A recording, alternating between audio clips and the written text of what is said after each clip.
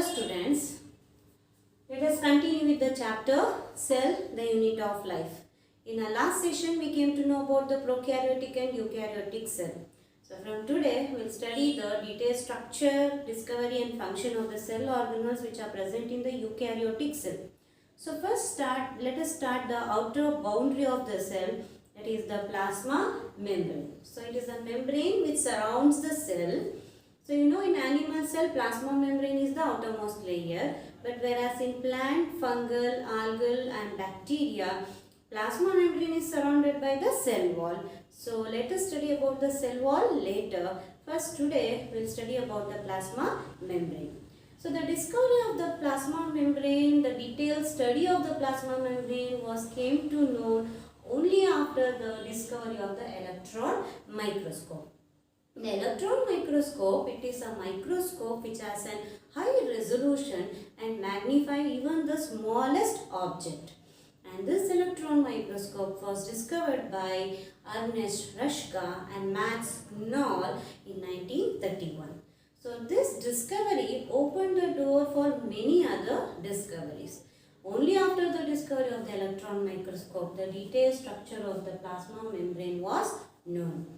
At the same time, also some of the chemical studies was done on the RBC, that is human erythrocytes, and during that time, this study revealed that plasma membrane is made up of lipids, proteins and carbohydrates. The chemical studies which was conducted on the RBCs revealed that the plasma membrane is made up of lipids, proteins and carbohydrates. And how these lipids, proteins and carbohydrates are arranged in the plasma membrane. So this was explained by many scientists, but the model which was proposed by a person called S.J. Singer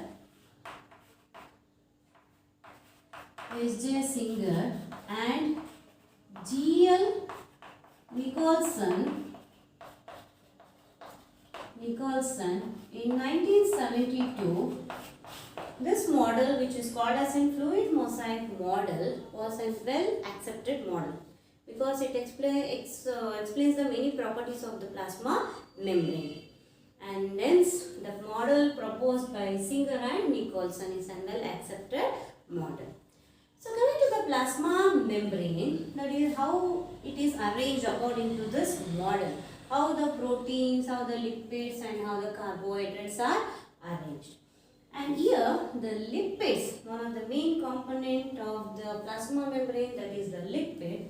So it will be having two parts. For example, if we consider this is one lipid molecule and this is an polar head, which is called as an polar head, and this has an non-polar tail. The polar head, it is an hydrophilic in nature.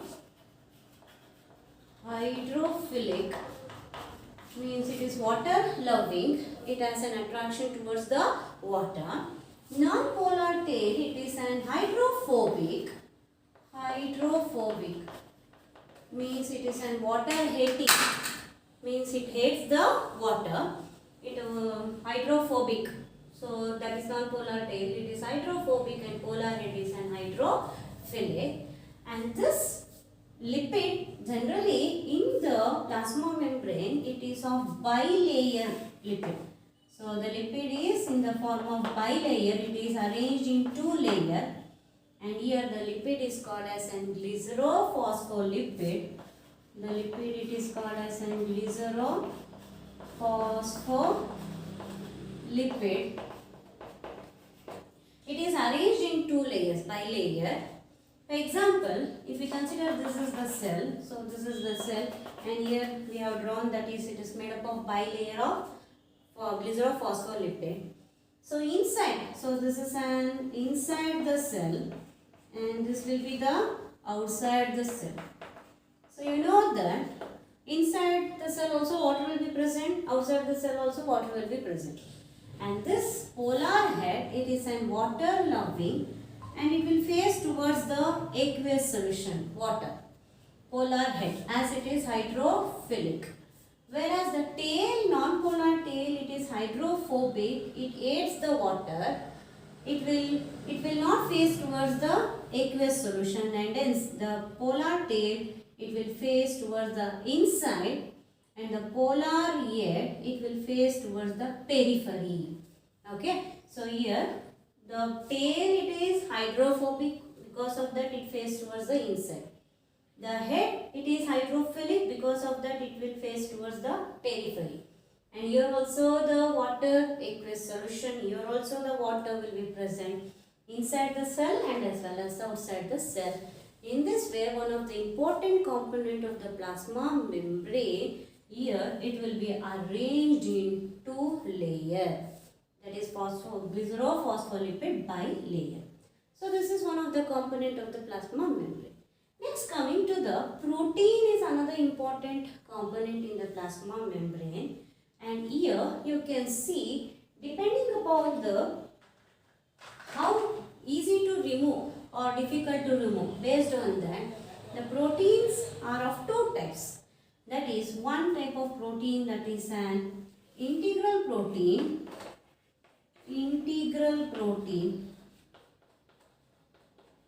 or also called as intrinsic protein. This protein, it will be actually completely buried inside the lipid layer.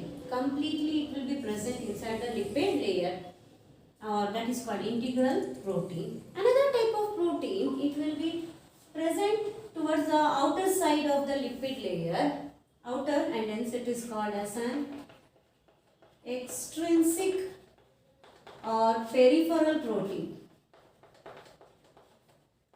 Extrinsic or peripheral protein, because it will be easy to remove, it will not be completely buried inside the lipid bilayer. But whereas this completely inside the lipid bilayer, and hence it is called integral protein, and this is called peripheral or extrinsic protein. And in this way the protein will be present. Next, coming to the carbohydrates, carbohydrate will be in the form of chain. And this carbohydrate, generally it will be present to the outside of the plasma membrane, it will be attached, not to the inside of the plasma membrane. And this, if the carbohydrate, if it is attached to the protein, then it is called as an glycoprotein. If it is attached to protein, called glycoprotein. If the carbohydrates, if it is attached to the lipid, then it is called as an glycolipid.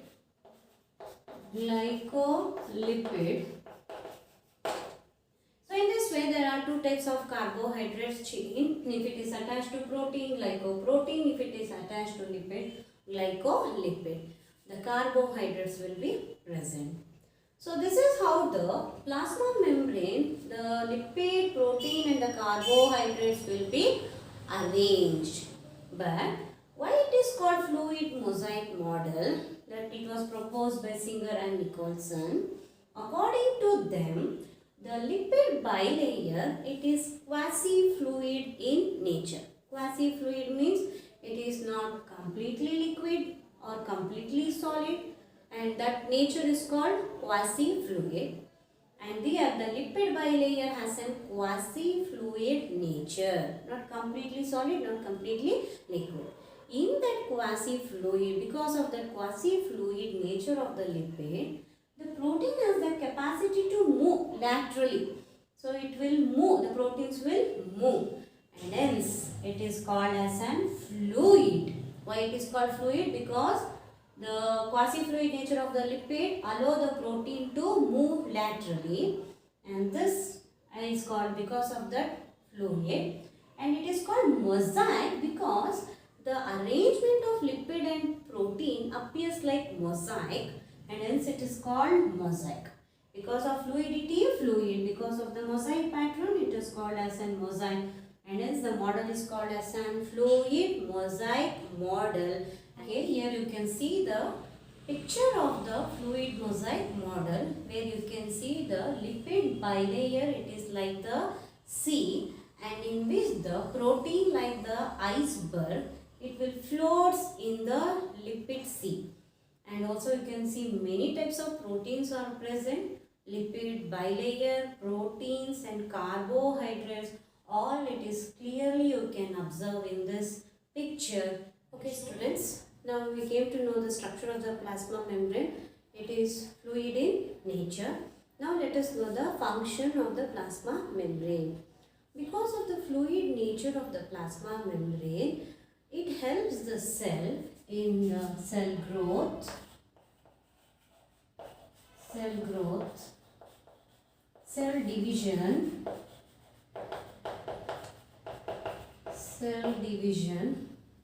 also helps in intercellular junction. Intercellular junction means it is a connection between the plasma membrane of the adjacent cell. If two cells are present and there is a connection between the plasma membrane, and that is called as an intercellular junction, and also helps in secretion and substance which move outside of the cell called secretion, and also helps in the endocytosis. Endocytosis means the molecules or the materials entering inside the cell is called as an endocytosis. Here you can see the picture how the molecules are entering inside the cell, that is called endocytosis. This is because of the fluid nature of the plasma membrane. All these functions are possible. In the same way, plasma membrane does not allow all the molecules to enter inside the cell or all the molecules to move outside the cell. Only the selected molecules will enter or move outside the cell. This nature of the plasma membrane is called as an semi-permeable membrane. Semi-permeable membrane. Only the selected molecules will enter and move outside the cell, and hence it is called semi-permeable membrane. And molecules will cross the plasma membrane inside and outside. This is one of the important property of the plasma membrane, which is called as transport. It is one of the important property of the plasma membrane. Generally, there are two types of transport. One is called as an passive transport.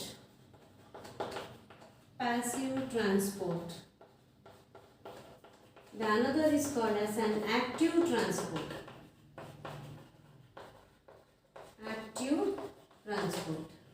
These are the two types of the transport. So the passive transport is the transport or the movement of molecules from higher concentration to lower concentration. Higher concentration to lower concentration. That is, the molecules move from higher concentration to lower concentration, also called as an along the concentration gradient.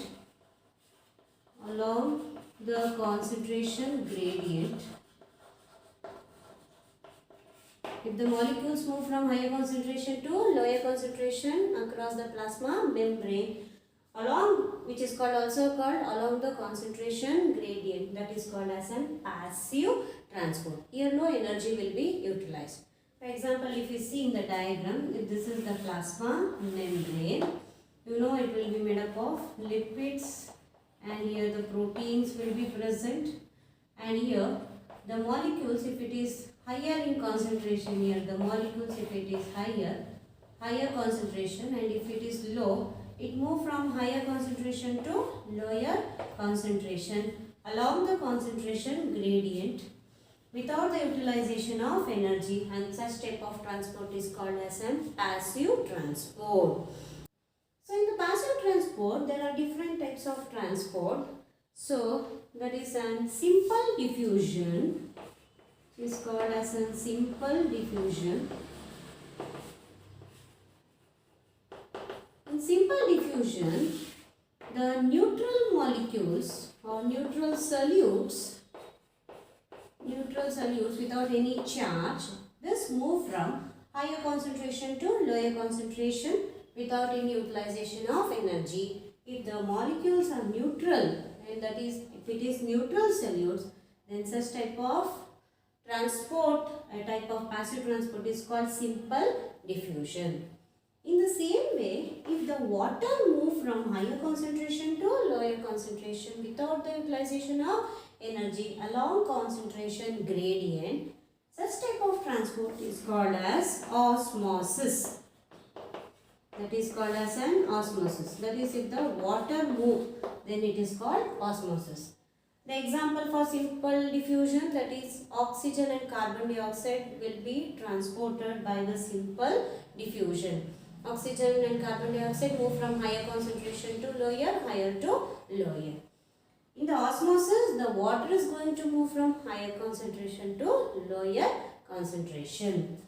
In the same way, if there are some molecules, if they are polar molecules, for example, if the molecules are polar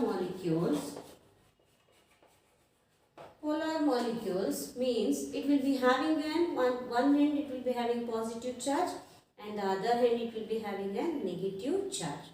In that case, these polar molecules cannot cross the plasma membrane because as the lipid layer it will be having a non-polar nature. It is a non-polar lipid, non-polar tail will be present and it will not allow this polar molecules to cross the membrane.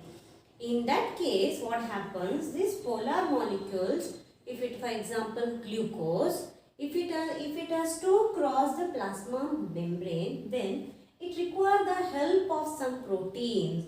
For example, here the protein molecules will be present. In that case, generally through the lipid, the molecules will be moving. But if the molecule is polar molecule, then through this polar molecule, through this protein, the polar molecules is going to move with the help of the protein. This protein helps the polar molecules to move from higher concentration to lower concentration along concentration gradient without the utilization of energy. Such type of transport is called as an facilitated diffusion. This is also a passive transport. This will help the polar molecules to move from higher concentration to lower concentration without the utilization of energy with the help of the protein molecule, and these proteins are also considered as an carrier molecules. It will carry from higher to lower concentration. Such type of transport is called facilitated diffusion. So in this way, passive transport has three types: simple diffusion, osmosis, facilitated diffusion. So passive transport is the movement from higher to lower along concentration gradient without utilization of energy. So if there are neutral solutes, if they move from higher to lower, such type of diffusion is called simple diffusion. If the water move from higher to lower, cross the plasma membrane, such type of transport called osmosis. If the polar molecules, if it is crossing the plasma membrane with the help of the carrier proteins, and such type of transport is called facilitated diffusion. All are nothing but a passive transport moving from higher to lower. Here now you can see the different pictures which is showing the simple diffusion and the facilitated diffusion. Simple diffusion higher to lower and facilitated diffusion higher to lower, but with the help of the proteins the molecules are moving. So now let us know about the active transport. So active transport is the type of transport in the passive higher to lower, but active, it is the movement of molecules from lower concentration to higher concentration, which is also called as an against the concentration gradient. So this is along concentration gradient, this is against the concentration gradient. Movement of molecules from lower concentration to higher concentration, that is against the concentration gradient, with the utilization of energy. With the utilization of energy. And also with the help of the protein channels. So if this is the plasma membrane, here the proteins will be present, and here the molecules, here if it is lower concentration, and here it is higher concentration of molecules. Even though the molecules move from lower concentration to higher concentration, against concentration gradient with the utilization of the energy, that is the ATP. With the utilization of energy ATP, molecules will be moving from lower concentration to higher concentration against concentration gradient with the help of the proteins, and these are called as protein channels. Such type of transport is called active transport. That is, an example for this active transport is the sodium or potassium pump.